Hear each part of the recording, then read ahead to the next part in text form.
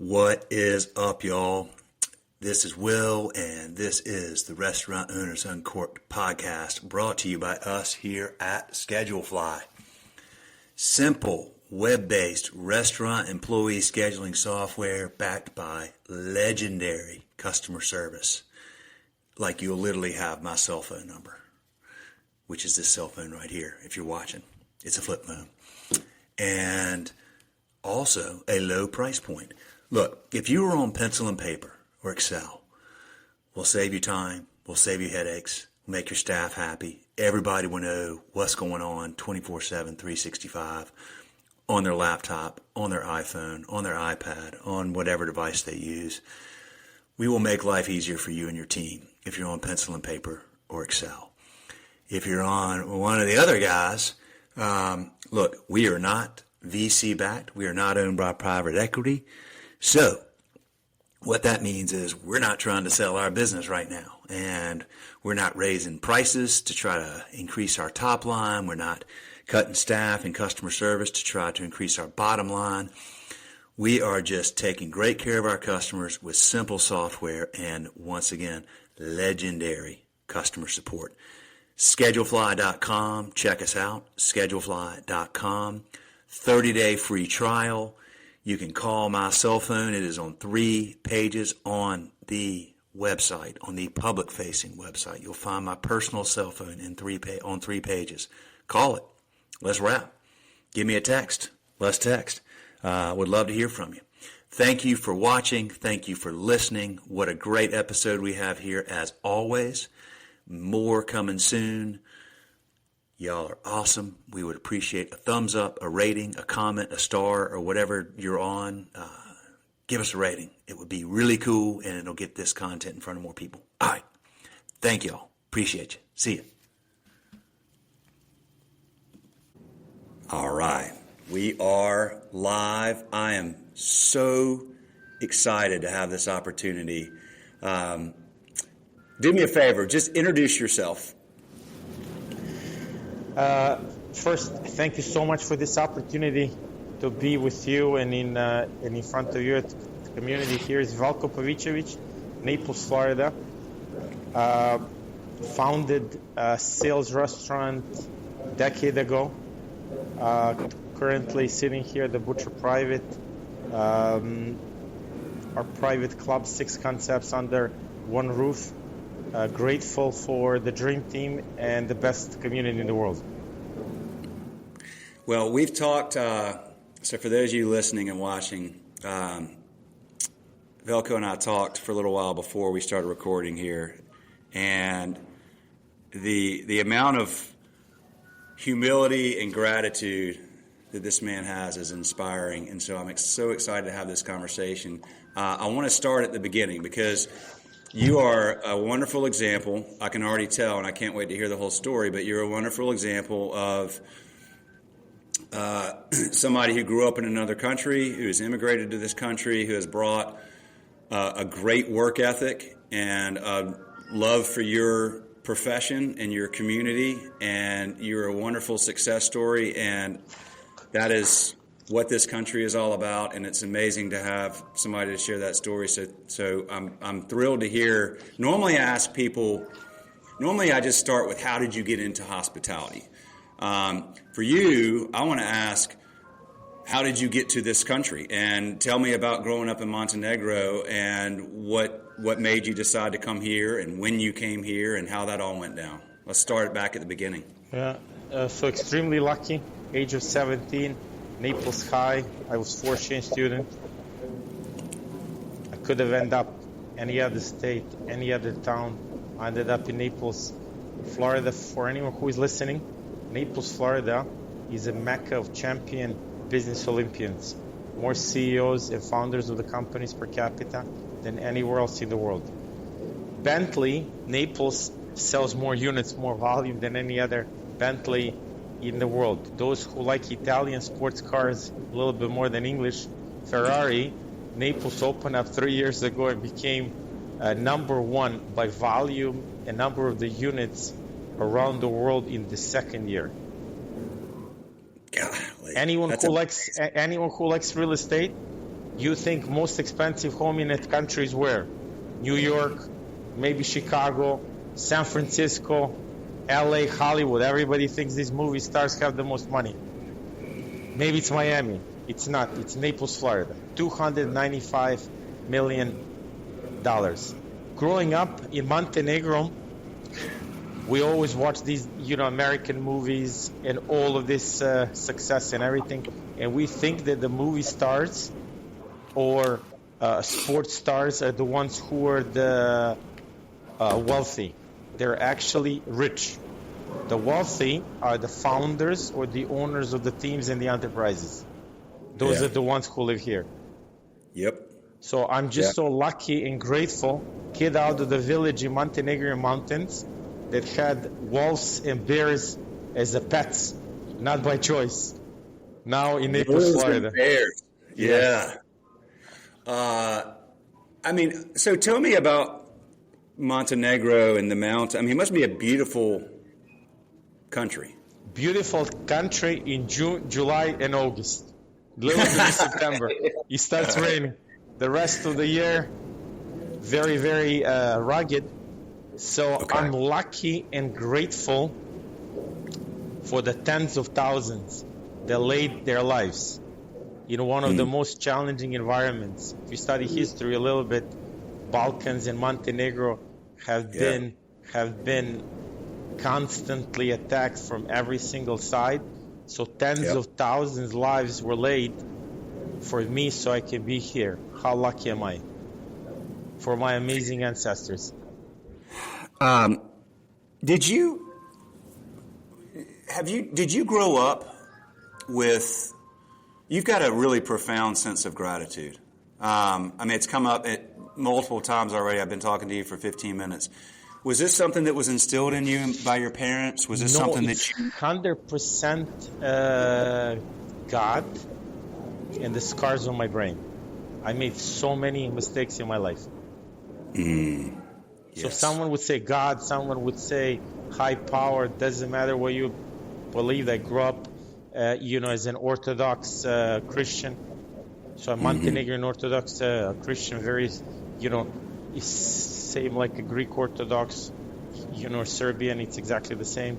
And I think the high power needed to tenderize me so I'm ready that I can take the heavy cross. Because running successful business is not what it looks from the outside. Running successful business is a heavy cross. Yes, and if you are not ready to carry it and receive it, you crumble. Yes. So I'm so grateful and lucky for all the scars that the God or high power served me. So when this cross became heavier and heavier, I could take it. And to cherish that the cross is getting even heavier by day. Right. Yes. That is a sign that God is continuing to work on you and continuing to mold you, and He's given you the ability to hold the heavier cross because of all the burden. Dude, I can relate to that 1,000%, my friend.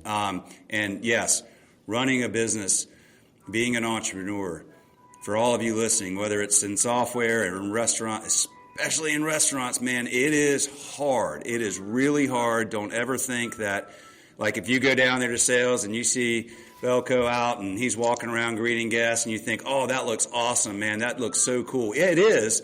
But it's like 1% of the time. And it is really hard. But and this is why I love your industry so much. And I love doing this podcast so much, is that the people that figure out how to do it well and are successful at it, you are going to have different and often new challenges almost every single day. But overcoming those challenges, if you've got this kind of hospitality mindset and this hospitality gene or DNA, it is incredibly rewarding for you, because your focus, and I've already heard this again from you, you've talked about your team, is because you get reward and joy and fulfillment from helping others, from providing a great experience to your guests, from providing jobs to your team members and helping them grow, and from taking these challenges and turning these challenges into opportunities to grow and get better, and then better serve those around you. Am I thinking about this the right way? Yes. So interesting. You share in one of your podcasts. I listen. A lot of them.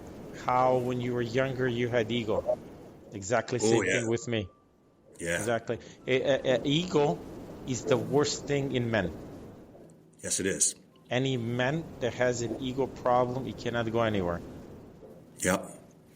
Yeah, it's ego and entitlement, man. It's like if you need to be confident, but you need to come at that confidence from a place of gratitude and humility, and in my case, and I think your case, from faith, but not from like I'm good and I and I got to tell you, I've made a whole lot of mistakes, and I've actually increased my true confidence because of making mistakes and getting through them and learning from them, so that my true inner confidence is much deeper than it ever has been, where when I was young, it was ego confidence. It was naive and fake and probably more of a front than anything, because I didn't really know myself. And now that I really know myself, I've gained that. But yeah, you have to come at it with a lot of humility, no doubt about it, or you're going to be put through it. Anyone who created a real success and built anything understands it's not about them. Mm-hmm. That's exactly right. When I reached my mid-30s, something happened that really changed everything around me. It was not anymore about me winning or me getting better or me growing or what I can get for myself. It was exactly opposite. It gives me the highest level of joy when I see growth around me. Yes. It gives me the highest level of joy when I have an opportunity to give.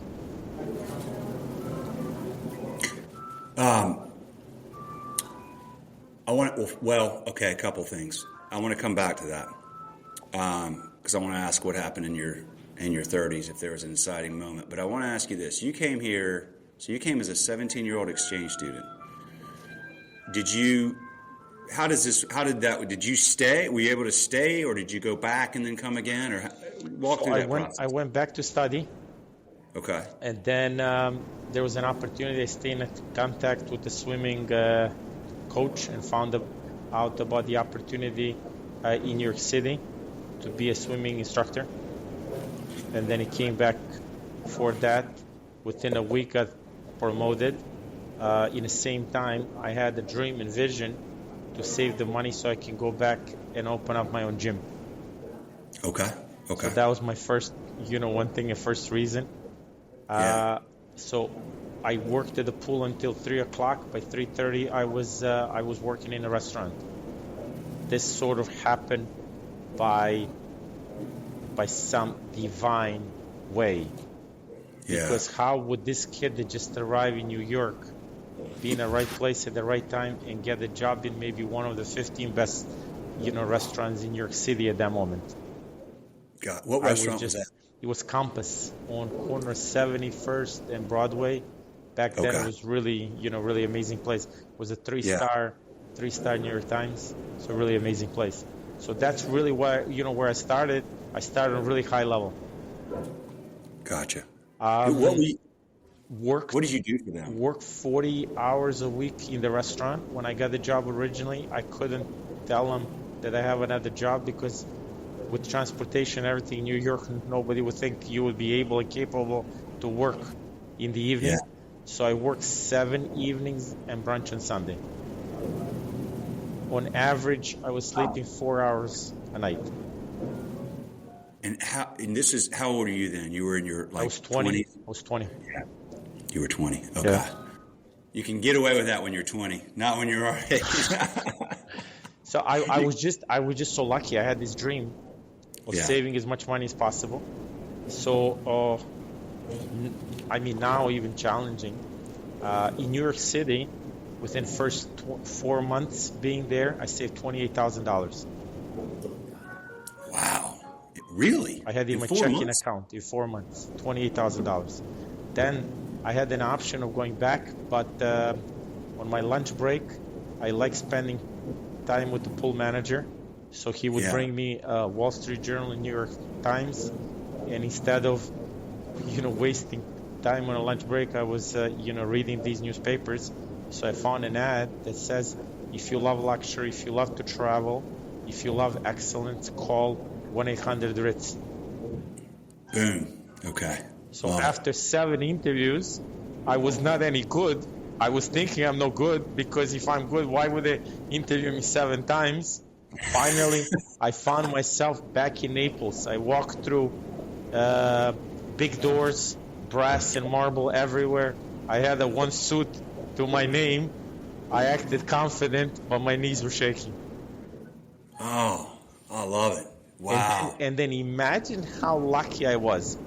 This was the end of the month of September. Dining room at the Ritz Carlton Naples Beach Resort was opening October 1st. Okay. So they did not have any other place to place me except in a dining room. Dining room at the Ritz Carlton Naples Beach Resort was one of the 15 best restaurants in the country. Forbes 5-star, 5 diamond. Okay. So lucky. And what year was this? This was in 2000. This is in 2000. Okay, got it. So you cut your chops there at the Ritz. Now So the Ritz. lucky. So lucky. Not Ritz anywhere is in the Ritz. It could have been any Ritz.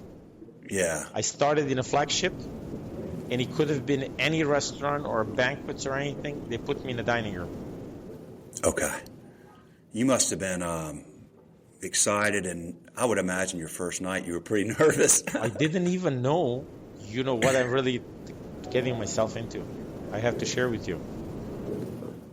Well, the Ritz is famous for hospitality, and the Ritz has trained so many great restaurant people and hotel people like yourself. So tell me a little bit about, I've talked to some people on here before. It's been a while. I've talked to some people who've been through the Ritz program. It's also very intense. It's really hard work, but you learn a ton. So tell me what you got out of your experience. What's interesting is we're studying all these businesses in these companies. The most interesting guy in that group is Mr. Johnson. Think about it. Mr. Johnson was a restaurateur that in 1975 rolled. Had 50-something restaurants, rolled that out, and went traveling. Had a home in Naples, in Port Royal on the water. Spent a year traveling around Europe and staying in the best of the hotels. Had a vision and loved luxury product, luxury experience to say, we don't have a product like this in America. I'm going to bring it. And then did an impossible lift. Acquire a land in 1976, 1977, Naples on the beach. Naples was not even on a map.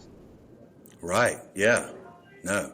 So think about visionary like him goes into crazy mission to build something that looks like a castle.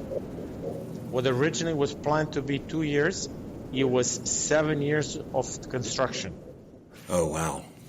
Swampland on the beach. Yeah, you can imagine what kind of challenges they were going through. Yeah. And had a vision to know that the best hotel group in America in that moment was Hyatt.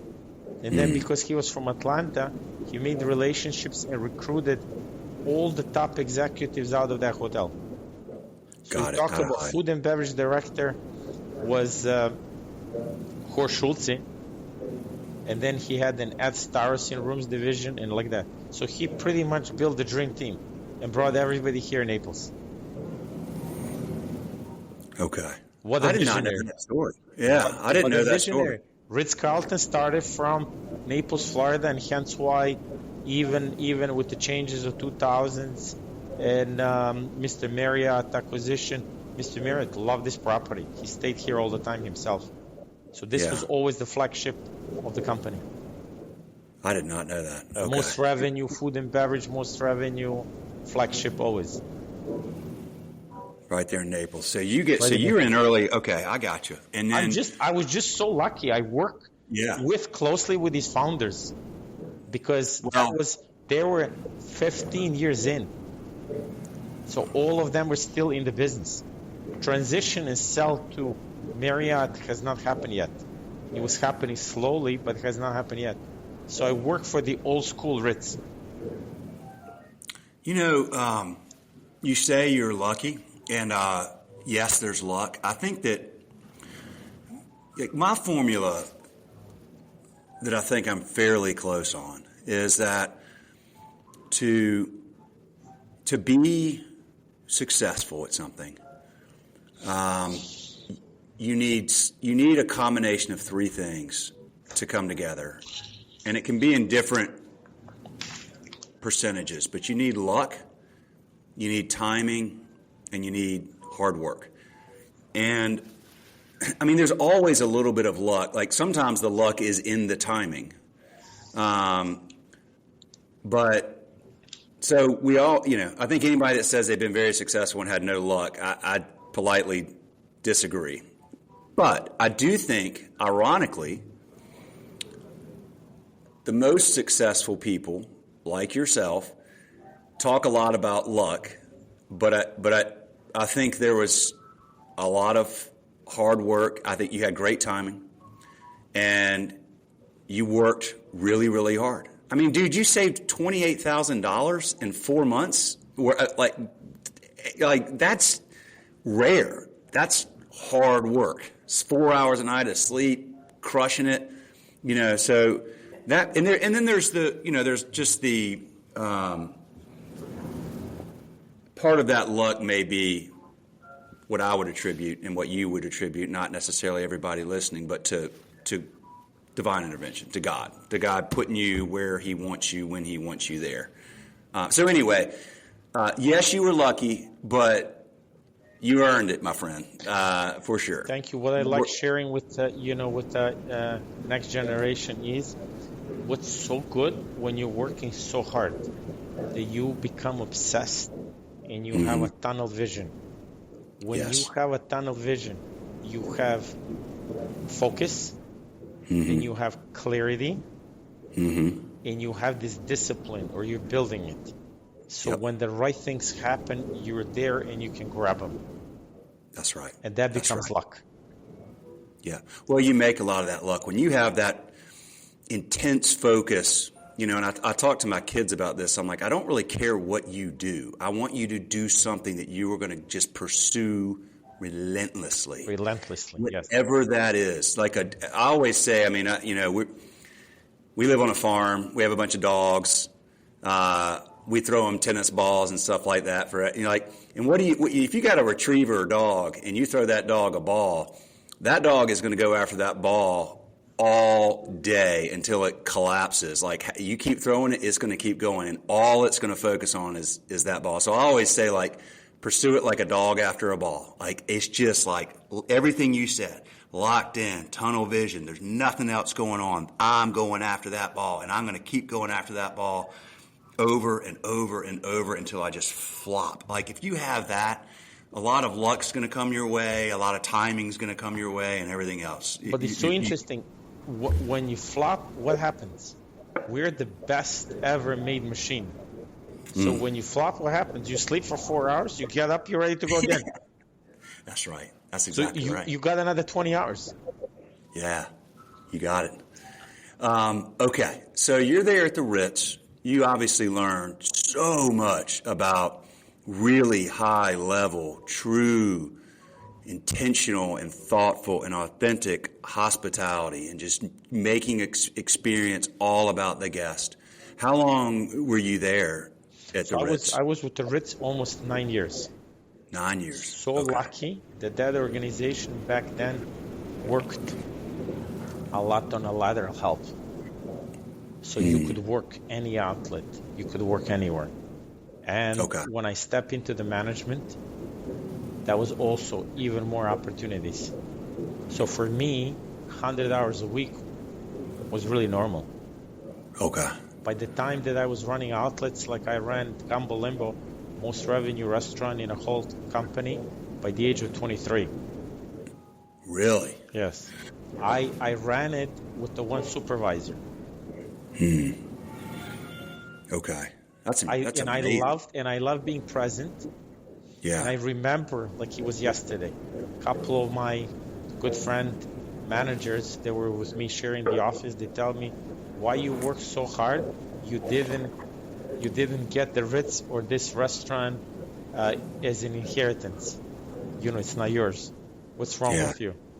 And I never worked like it's not mine. Well, listen, that's huge. You know, like if you can find employees, and I want to talk to you about that because that's hard.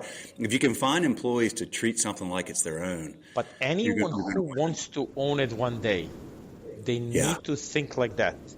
Yes. Because it will not happen if you do not change yourself. People think one day I'm going to drive a Rolls Royce. Yeah. You need to behave now like you already have that Rolls Royce. Yeah. So Rolls Royce will happen. That's right. That's right. If you don't behave now as you own that restaurant, you will never own it. Boom. Nailed it. Okay. And legacy is built with every single interaction. Yes. So it cannot be tomorrow I'm going to come in on time because I want to be. No, if you want to be the one that owns restaurants and hotels, every single interaction, you need to be 11 out of 10. How does that look like? Yep. You have no choice. It's not like I have a toothache, I have a headache, my cat was sneezing. No, that doesn't exist. There's a lot more of that these days. There's a lot of that in our culture these days. By the time that you open up your eyes, you're late. Yeah. Because before you open up your eyes, you need to have first thoughts have to be inspirational. I am there. I own restaurants. I own hotels. I'm doing this. I'm doing that. You need to be there. And the moment when you work 20 hours a day and you go in the bed right before you're going to fall asleep, you need to have these thoughts again. I own restaurants. I own hotels. I'm the one. So this becomes, you use those 4 or 5 hours of sleep that you're reprogramming your subconscious. Let me tell you, it works. Oh, I completely agree with that. You're talking a lot about manifesting. Do you write these things down as well? Like, do you put, because they say a lot of times, like literally not even typing, but taking a pen and writing it. Yeah. That's what I'm doing now. I'm with you. Notepad. I write everything down. One of the 7 tools in our company that we have, notepad and a pen. Yeah. Okay. Everyone has to have this. There's no better way. They have to have it for what reason? They write down. So what happens? It's an interesting thing. If you and I are speaking right now and I'm writing things down, it shows you're paying attention. Number one. Oh, yeah. Number 2, once I write something, texting is the one thing. I text to myself all day long. So I keep my record of lots of things. I use my calendar, which let's speak more about that later. But I write things all the time. Okay. Because when I write it, even if I lose notepad, doesn't matter. It's still in my head. I remember how I wrote it. Right. Writing is the most powerful thing. And then rewriting it. Yes. If you can, once a week, take an hour and rewrite your notes of that week. Rewrite your notes for that week because that helps. Compress. Yeah. Right. Rewrite your notes once a week. That's I love that. And what happens? You will never rewrite those notes if you don't do one thing. You schedule yourself with yourself. Mm-hmm. Schedule is the most powerful tool. Yeah. I did not understand this until mid-30s. I mean, I was scheduling other people, never understood the power of how I need to run and control, that I'm resource. I'm more like a machine or a tool, a press. Yeah. And I need to schedule myself. Yes. So many great managers schedule everybody else, do not schedule themselves. Do not schedule themselves. Yes. Yeah, I'm bad at that. And that year has 52 weeks only. Right. Yeah. So you need to take an elephant, 52 weeks, 365 days, a whole year, and you need to chop it into chunks. And then at each day, you need to also block. Blocking. It's like, imagine that you have to do in a certain time, you're religious, and you have to go in a church or you have to pray. I don't, but what happens, I schedule myself. So it's like my church. I schedule myself that I have to do certain thing. And for me, I hold myself accountable that on time is late. So I have to arrive early. Is that why you said this morning, like you run in the mornings, you said, so you've got like a 25-minute, that's what you're talking, you block 25, okay. I block 20, 25 minutes. Takes me 20, 25 minutes to get ready. Always shave, always shower. That's it. That's that 1 hour I block. Okay. Got it. Religious. Wake up in the same time. All the time. Doesn't matter what happened. You got to be religious. Same time. Right. And I don't believe in this. I train 3 days a week. I do this 3 days a week. I cannot. For me, it does not work. Maybe there are better people, smarter people. For me, it's either 7 days or it's nothing. All in. I got you. Ever 7 days. I don't do this part-time. Yeah. Working 40 hours a week, that's a part-time. Yeah. That's right. Yeah, that's for sure. They build this 40 hours a week to keep people employees. If anyone is 20, best advice I can ever give you is 40 hours a week is your main department. If you're working in a big organization, everyone always needs a lot of help, especially last 4 years. You know what you do? You build relationships with all the other managers, and then you have another 60 hours that you can work in overtime. Yeah. That's when you open up a bandwidth. Because what happened? They're paying you to go to school and train you. Every department has to train you and pay you to give them a certain productivity. What you're doing, you're leveraging to the full power. Yeah. Anyone who is going to university, it should work in the same time. University is only one little segment, but you have another 80 hours a week. I worked and I studied in the same time. Yeah. Yeah, man. I mean, look, this is the work ethic that this country was built on, and it's a lot more rare these days. A lot more rare. Let me tell you, anyone who's crying, I have lots of these kids around me, even adults, they're crying. This happens in this country, that happens in this country. Let me tell you, this is still the best country in the world. I traveled 69 countries, and I didn't go much in Africa, any of these countries. I only went in the good countries. And this is the best country in the world. If you want to succeed, if you want to be that lion in your family, you have more opportunities here than anywhere else. 100%. But you need to show up. You cannot be a crying baby. Yep. Love it, man. You can cry when you lock your door of your bedroom, cry yourself to sleep, wake up in the morning and show up. Yeah.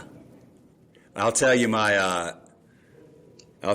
story because you mentioned crying. I was a young man. I was probably 25, and we had co-founded this business. It was in a different industry, and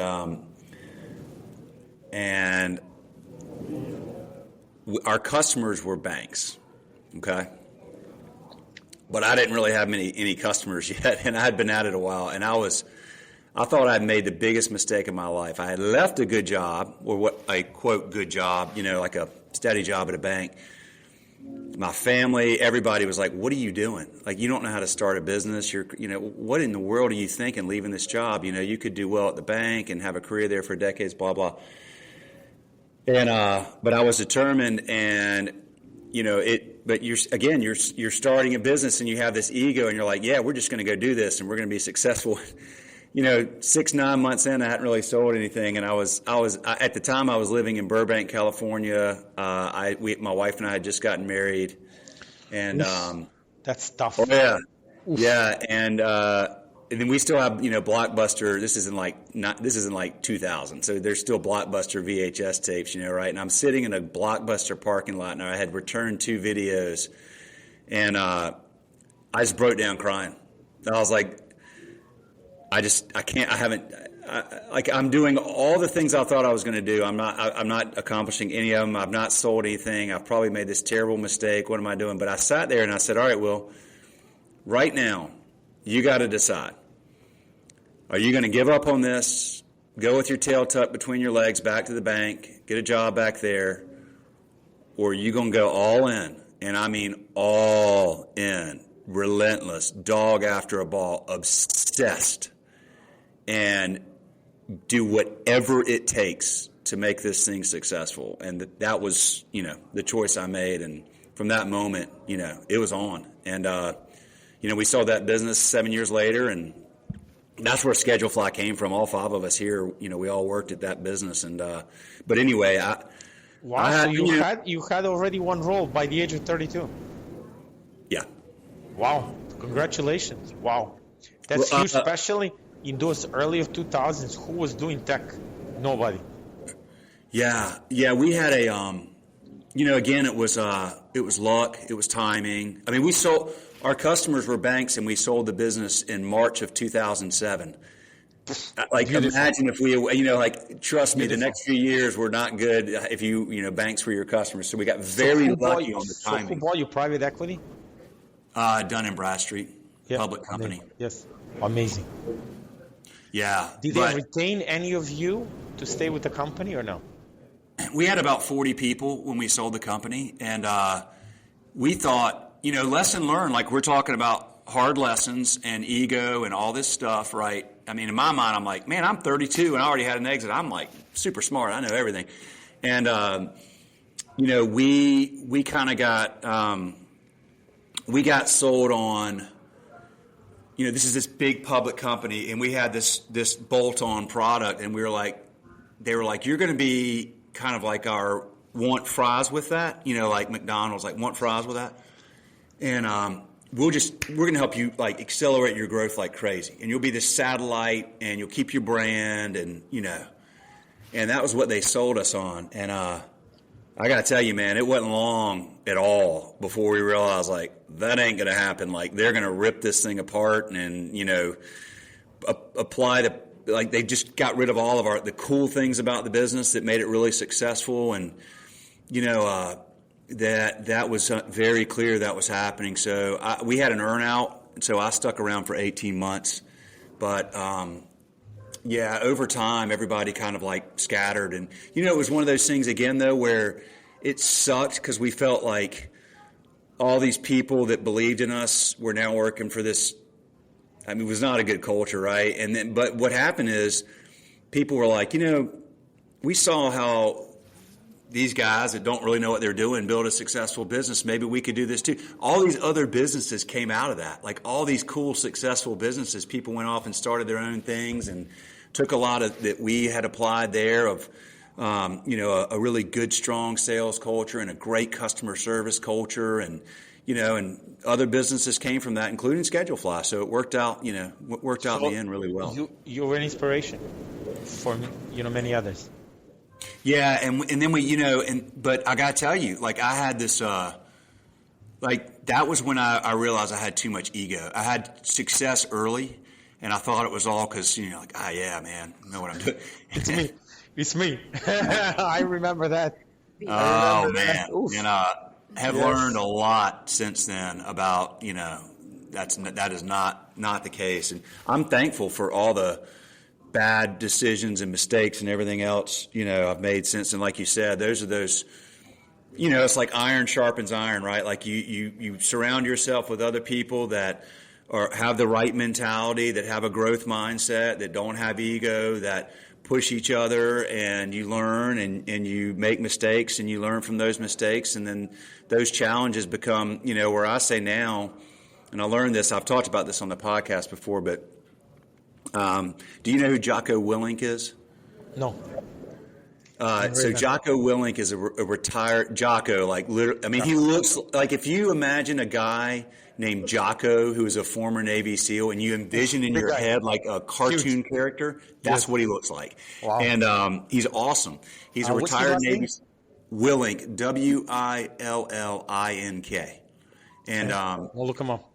I'm going to send you, I want to get your contact info after this. I'm going to send you what I call the best 3 minutes on YouTube, and I've watched it over 100 times. It's Jocko Willink. He has a podcast, and during one of his podcasts, he was talking about how when he was a Navy SEAL commander, his guys knew that every time they brought a problem to him, his response was always one word: good.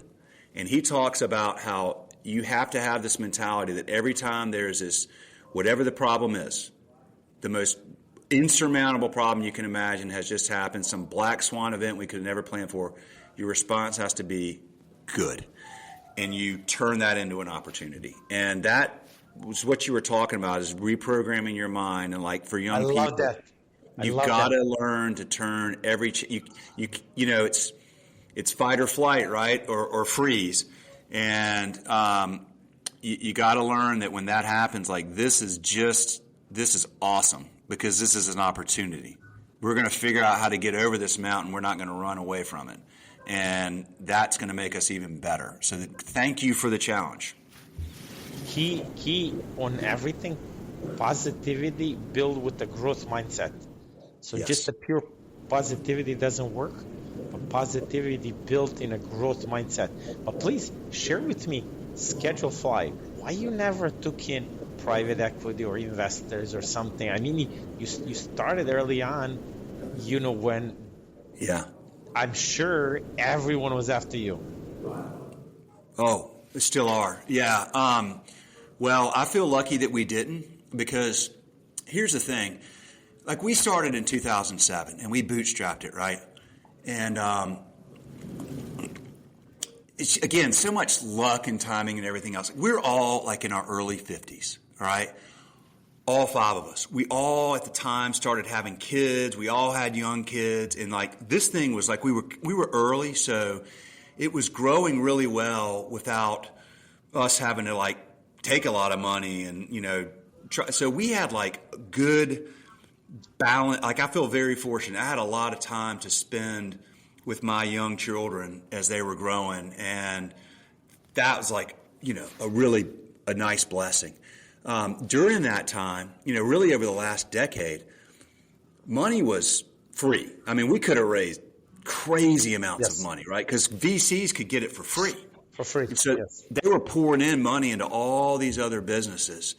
And here's the thing, you know, like one of our competitors was acquired by private equity in 2019, and private equity has a 3 to 5 year window to flip. To flip, yeah.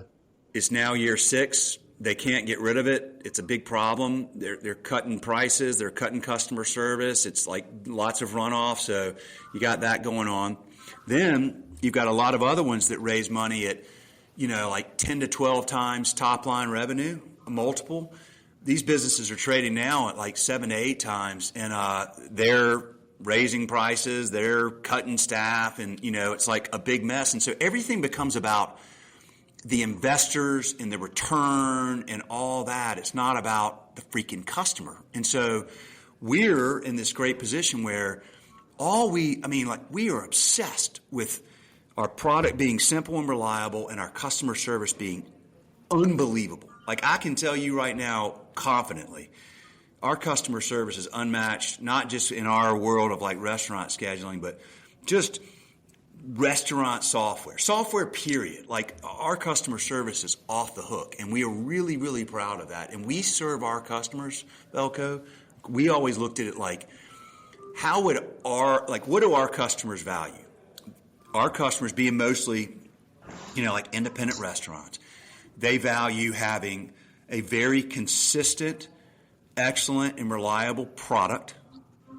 They value taking incredible care of their customers and that experience that those customers have.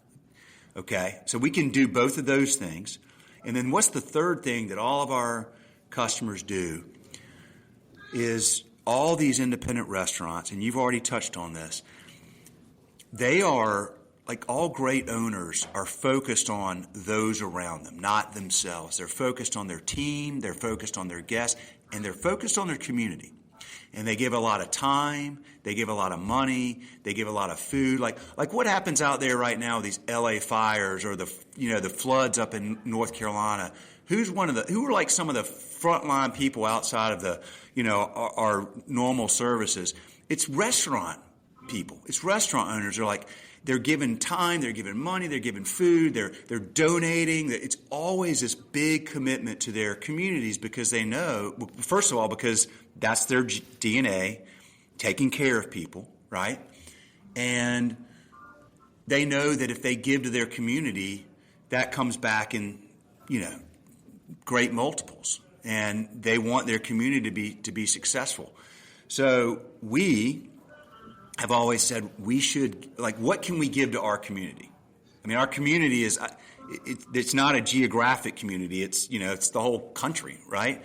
Well, we can give content that is educational and that is inspiring. And that's why we started this podcast. And, we've written 2 Restaurant Owners Uncorked books, and we've done films. And we've always felt like if we can give people an opportunity to share their story and give them a platform, and then we can educate and inspire other people that are in this industry, that's how we can give. So we spend a lot of time on it, and it's very rewarding, and hopefully it helps our community. But that's our story, man. So so you pretty much you formed a syndicate of the restaurants. All of your customers are syndicated. You're the conduit.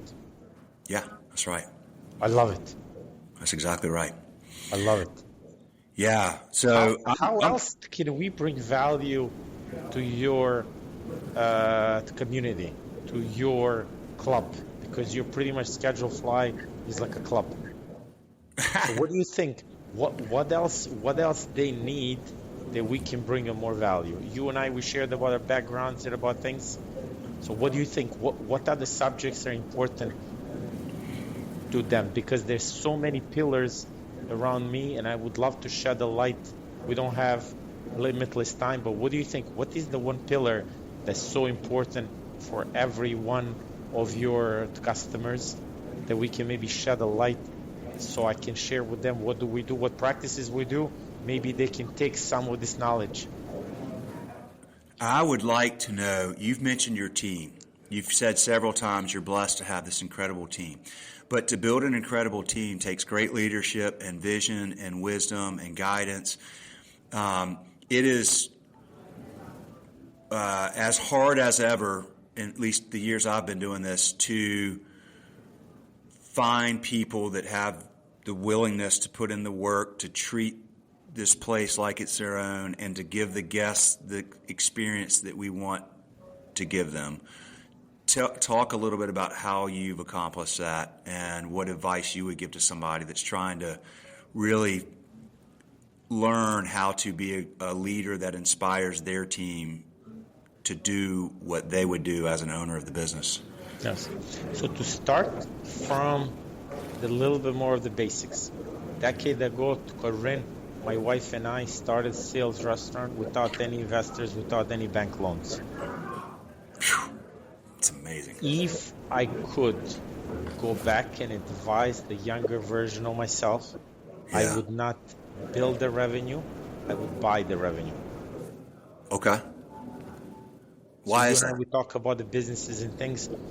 Building revenue as a number one. Number two, number three, you can do whatever you want. As a number one, the hardest thing, you have no reputation, you have no expertise, you have no processes, you have no team. You're starting from a desert floor. Yeah. And you're building something. The heaviest lift you can imagine of your lifetime. Yeah. So my advice number one is do not build revenue, buy revenue. Okay. And you and I were that age now that we see age of 70s and 80s. These individuals cannot run these businesses anymore.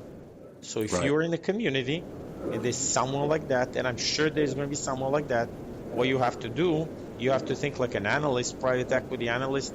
Make a spreadsheet. You can connect with me on a LinkedIn, message me. I'll share with you, my phone number. I'll explain you exactly what we do now, because what I do in Naples, I run a spreadsheet of all the restaurant owners, and I'm looking for a sweet spot.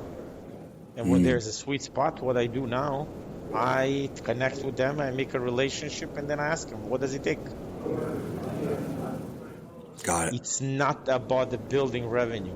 It's about buying revenue. Okay. And I know someone will say, I don't have money, or I don't have this. It's not about money. It's about expertise. So the step before that, make sure that you can find the best of the best of the best teams. And then you join that team, doesn't matter what level. And you work like a dog, like you said, chase that ball 7 days a week and achieve the mastery. Because only in that moment, when you have mastered some part of the business, that you can go in some other business and you say, look at me, I can bring this and this and this, and let's do an exchange, sweat equity. Okay. Yeah. And if the right individual in their late 70s or 80s is there, and you show up and they don't have next generation, you know what they're going to do? They're going to receive you with an open arms. Yeah. And you know what you just did? You just got into the business with the $0. Yeah. So sweat equity. You can trade. No one taught me this. Yeah. No one taught me this. So you're coming in. So you're essentially paying them a revenue stream over time. It's owner financing, basically. That's Is that it. right? Yes. Yeah. Okay. That's the holy grail. Now, what I did, because I'm kid out of the village in Montenegro mountains, what do I know? I only know hard. Pound that wall with my head until I don't break it. Right. Not what I recommend. But what I did, we had to build it from the scrap. So in that instance, what I recommend is starting small. Okay. But you cannot also start too small, because too small is going to be in the future not good. You're going to have to rebolt it. Imagine if you have a chainsaw engine, 1 cylinder, versus you have Bugatti, 12 cylinders. Yeah. Okay. Ultimately, your dream always has to be building a 12-cylinder Bugatti. Yeah. How do you go from 1 cylinder into the 12-cylinder? Extremely difficult. Yeah. So if you can find a good frame of the 4-cylinder, and it's okay, starts with the 5 horsepower, 4-cylinder. But ultimately, your dream needs to be, how do you get that 4-cylinder into 1,000 horsepower? Formula One. All right. Formula One engine, 1.4 liter, 4-cylinder, 1,000 horsepower. Okay. The thing is small, but it's a beast. So you've like a sales restaurant. Started small, became a beast. Became a beast. Yeah. Yes.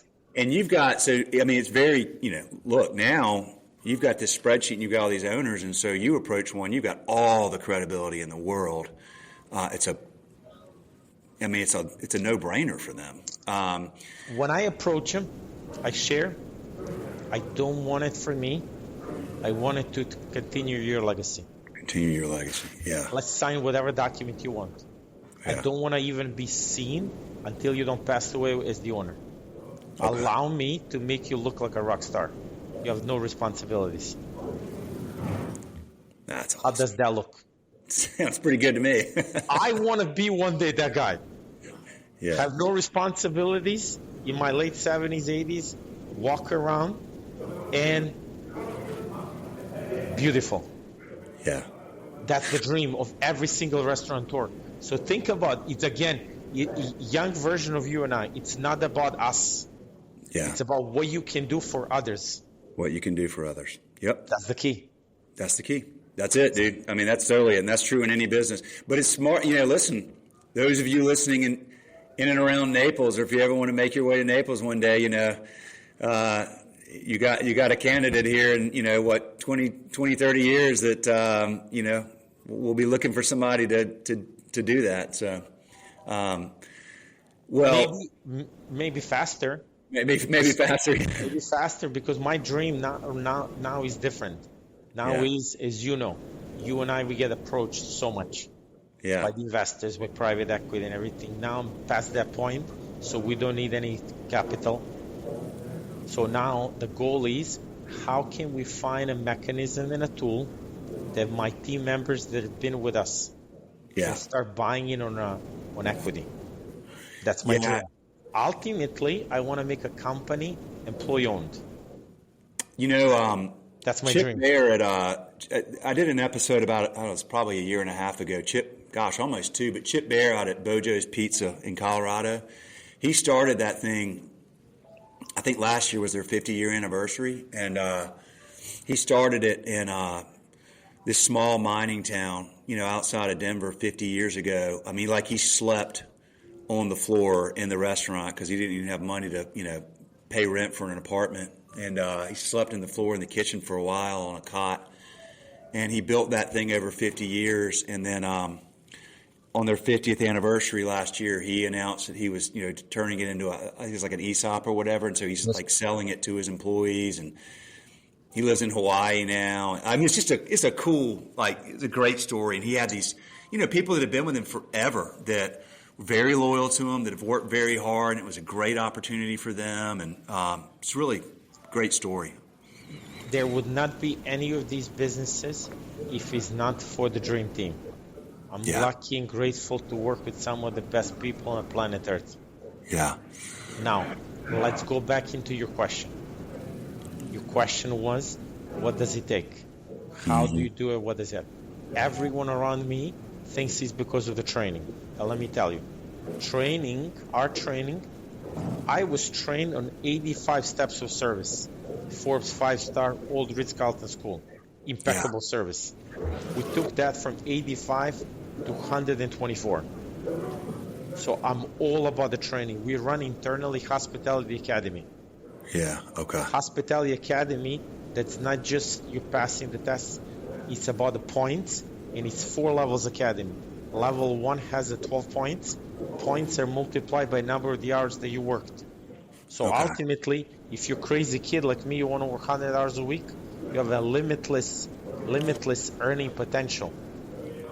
Because if you can educate yourself and pass the tests, you're climbing up into the 12 points. Think about 12 points working 12 hours. Unstoppable machine. Yeah, got it. So that's what we build. We build a capitalism within our business. So that's the component that you must have. Yeah. But more important component is your recruiting. Okay. Anyone who wants to build a great organizations are not built on hiring. They're built on recruiting. How do you tell me more? How do you recruit effectively? So question, your high level success and results in your team around you, is it a nurture or is it a nature? What do you think? Wait, ask that again. Your high level. If we analyze you're a high performance individual, you're a business owner, you're building businesses, you're grinding every day. Is it a nurture or is it a nature? No. What do you think? What do you think? Well, I mean, I'd say it's both. I mean, although I look at my kids and I'd say there's a lot, they have very different natures. So I have a nature of intense focus, I believe. But I also was surrounded by a lot of people that worked really hard that inspired me. I don't know. I don't know. I should think about that more. I don't know the answer to that question, to be honest. So next question I want to ask. Please share with me 3 individuals that work for you and where they're at now because of you. 3 individuals. That work for you and where they're at now because of you. I will say that 3 individuals that have worked for me over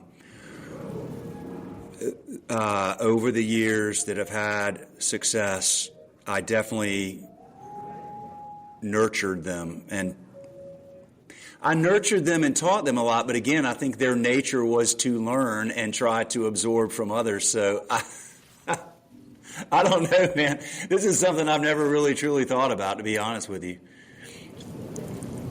So just these are a few of so many questions that I have. Yeah. Because when I'm interviewing, I need to find out what's the core of that individual. Yeah. What does it make them tick? Yeah. And that's For anyone who wants to be an entrepreneur, that's number one most important, is ability to interview people and have this social skill to understand people. Yeah. Because it's either all of us, we work with facilities and a product, or with people. Mm-hmm. And people are the most important part. Yeah. I mean, for restaurants, location is tremendously important. So it's about, but again, how you going to get that location is about people. So number one, I advise every single individual that wants to be a restaurant owner, an entrepreneur, is work on yourself, work on your people skills, work on interview skills, work on yourself. You are your number one highest level result. Yeah. Business is just a reflection of you.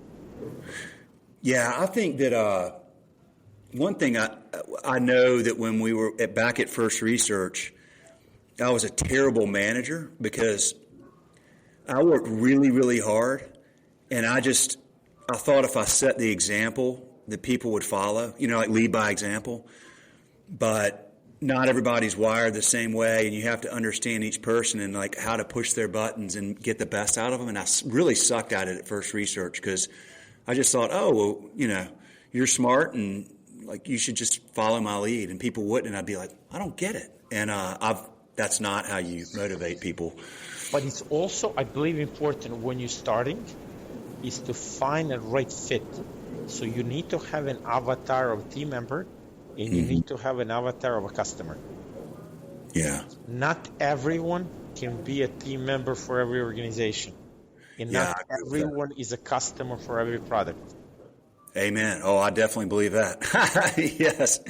And you have to know that and be clear on that. Know this. Yeah. And the most important thing of a founder, of someone who's starting out something, is a high level of clarity. And the individuals, again, they were not working super hard and have not mastered one thing. They cannot have a high level of clarity. Yeah. They cannot have a high level of discipline. They cannot have a high level of focus. Yep. Yeah, having that clarity is super important. The best advice that I've ever gotten probably in business goes in line with a lot of what we've been talking about is, again, early days, First Research. We had this, it was like a desktop sales call prep for industry. So if you were a banker or an accountant or a commercial insurance broker, anybody that sold to multiple industries, B2B. So in other words, like if I'm a banker and I'm going to go meet with you, you're a restaurant owner, I need to understand how restaurants work. Like tell me what's going on in the restaurant industry. What are good questions I can ask? What are the risks that Veljko is thinking about every day and the challenges? And like I need to be able to be conversant and intelligent in that conversation so that you know that I'm not just there to sell a product, I'm there to try to solve your business problems. Well, if you sell to multiple industries, that's really hard to do. You can't be an expert in all these industries. So what we did is we said, here's what you need to know about these industries, plastics manufacturing, banking, commercial printing, whatever, in a really concise form, right? Like Cliff Notes for industry research. Well, okay. So when we started out, we kept thinking of all these applications like, oh, people in this industry need it, and people in that industry need it, and people here need it, and people there need it. And my business partner's uncle sat us down. He was their advisor, and he's like, look, you guys started this because you knew you needed it as bankers, like you solved your own problem. Remember these words: focus, focus, focus, dominate, dominate, dominate. I'll never forget that because he was right. And that's when we decided to focus 100% on banks, and we crushed it. And then after we crushed it with banks, we went to accounting and we crushed it there. And but we were so laser focused. It was all we did. Banks, banks, banks. And, but it gave us that clarity. Like that's what we do. And, we had, so interesting. You're saying that because in restaurant sector, exactly the same thing. Restaurateur opens up something, listens to everybody. Oh yeah. Suddenly it fails. You have to know who's your customer. Who's your customer? Customer is someone who you respect, who you trust, who inspires you. That needs to be your customer. That's exactly who is our customer. Our customer is a champion business Olympian. I love having him around. I have the best guest in the world.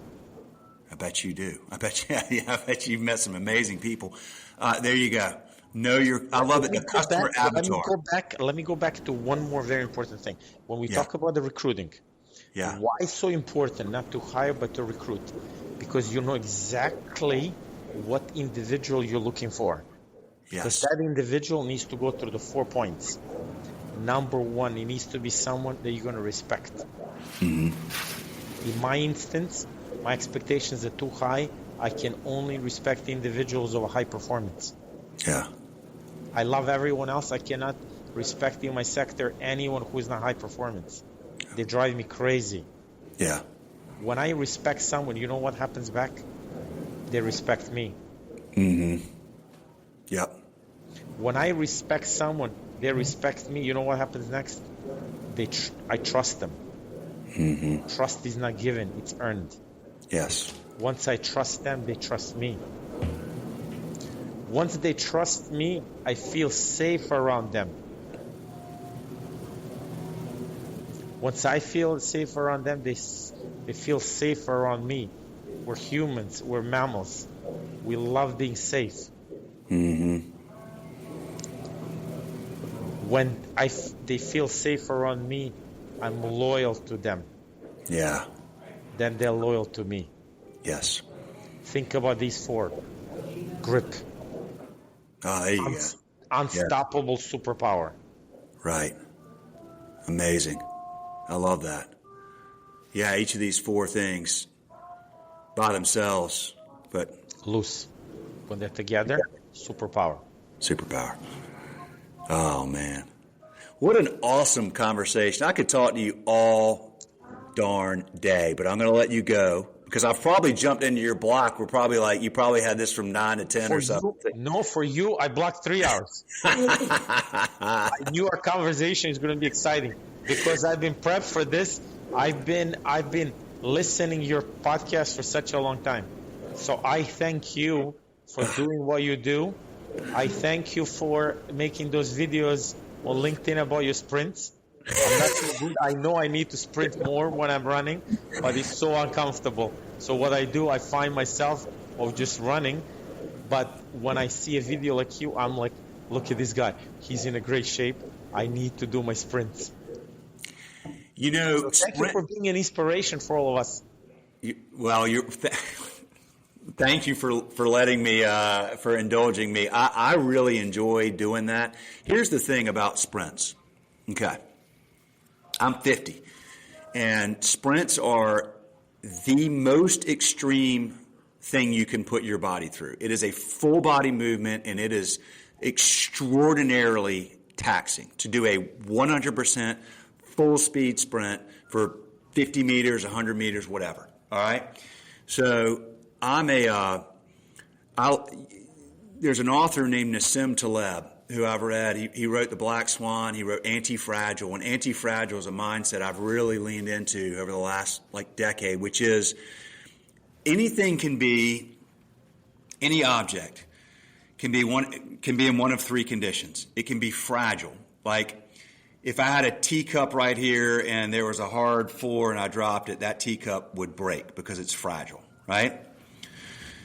This table that my laptop and my microphone are on is a wood table. It's hard. It's robust. All right, so you got fragile and you got robust. Robust is if I hit it, if I bang on it, it doesn't hurt it, but it also doesn't make it better. It's just there. All right, it's robust. Anti-fragile, which Nassim Taleb coined, is an object that, and this goes right back to what we have been talking about. When you put that object through a short period of acute stress and then give it rest afterwards, it's going to get better, right? So that can be lots of different things and lots of different domains, but our body, I mean, it's the same thing with if I go lift a very heavy weight and I give my body time to recuperate, it's going to come back stronger because it's going to expect, I got to be able to lift that weight. Well, sprints are my version of that with, I've always I don't want to, as I get older, I don't want to be saying, well, when I could do this when I was a kid, or I could do that when I was a kid. Like, I still do pull-ups and sprints because I've always done pull-ups and jumps. Like, I've always done it, and I always want to do it. Now, I'm not as fast as I used to be, but I think too many of us kind of let it, as we age, we say, well, I'm too old to sprint. No, you're not. No, you're not. Because I'm doing it and I'm 50, and I can tell you can. Now, I wouldn't say just go out and start sprinting if you haven't done it in a while. You got to build up to it. I've been building up for a long time. But here's my goal. And you're allowed to laugh. It's okay. A lot of people laugh at me. But I'm 50, and my goal is that when I'm 90 years old, I set the 100-meter sprint world record for a 90-year-old. So I got 40 years to get ready for this thing. And that's my goal. I love it. I love it. That's what keeps me going, man. I love it. You see also what's interesting. You set in every one of these things, you set your long-term goals. Yeah. And then along the way, what happens, you have fun. So I'm gonna sort of leave everyone with that couple of things. What's the most important in life? What do you want? Yeah. Most important in life is to want what you like. Yes. And one thing that in restaurant business, so many of us fail is forgetting that the food is our number one fuel. Yes. So it's better being hungry than eating the wrong food. There you go. Love it. Love it. So I just want to leave it with that. It's been such a pleasure. Mr. Brawley, you're such an inspiration. Thank you so much for allowing me to share my humble feelings and scars on my brain with your community. Anyone who is in the community who is watching this podcast, please add me and follow me on LinkedIn. LinkedIn is one of the most powerful tools when you decide yourself that you want to stop hiring and start recruiting. Message me at any time. My cell phone number is readily available. It's on LinkedIn. Same like you, I share my phone number with everyone. If you text me, I will schedule the time. We will get on a call, and I will help you because I love seeing growth of others around me. And let's continue improving the restaurant industry. I believe it's one of the best sectors in the world. We work with happiness. We work with people. We work with food. We work with celebration. I'm lucky and grateful that I'm not sitting in the office all day long, that I have an opportunity 7 days a week that I can be in a service. So here's what I'm going to do. I'm going to go to LinkedIn. I'm going to get your cell phone. I'm going to text you a link to that Jocko Good video. So count on that. Please. This has been, dude, I got chill bumps right now. I mean, this has been an honor. I mean, I really mean that. I've literally got chill bumps. I'm so inspired and motivated and grateful to have this opportunity. If I were there, I'd give you a big old bear hug. I appreciate this a lot. You're coming to Naples. I got to do it, man. You're bringing your wife. You're bringing the kids. Everyone is coming in Naples, and it will be my pleasure to invite you with my compliments for brunch at SAILS. 4 years in a row, one of the 100 best brunches in the country. SAILS restaurant 3 weeks ago announces one of the 100 best restaurants in America. So I would love to have you as my guest, and let's find the more ways how we can give more value and invest in your community. You are the man. I appreciate you so much. Thank you very much. Stay tuned. You're going to get a text. Have an amazing weekend. Thank you so much. Bye-bye. All right. See ya.